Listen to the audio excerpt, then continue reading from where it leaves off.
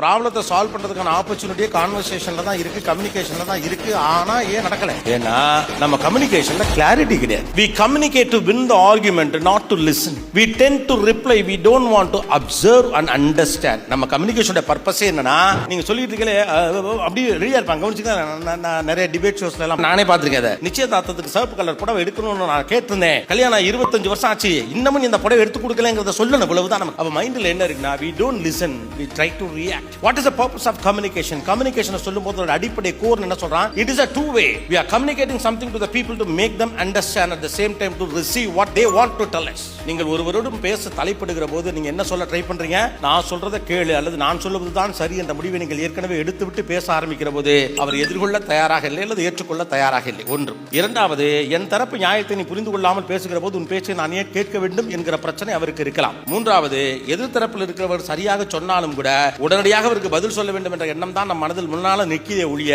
அந்த ஆள் என்ன சொல்றான்னு கேட்போம் நம்ம கேட்டதே கிடையாது. பேசி தீர்ப்பதற்கான சந்தர்ப்பங்களும் வாய்ப்புகளும் இருந்தது. பேசியும் தீராமல் இருக்கிறது, பேசாமலும் தீராமல் இருக்கிறது என்றால் நாமெல்லாம் கேட்பதற்காக அவர்கள் பேச்சுக்கு முன்னால உட்காரல, அவங்களுக்கு ரியாக்ட் பண்றதுக்கு ட்ரை பண்ணிட்டே இருக்கும். அவ்வளவுதான். ஏன்னா நீ பேசுறதை கேட்க நான் இல்லை. கம்யூனிகேஷன் என்பது சொல்லுவதல்ல, கேட்பது. ஒரு குட் கம்யூனிகேட்டரா நீங்க இருக்கணும் அப்படின்னா கேட்கறதுக்கு நீங்க தயாரா இருக்கணும்.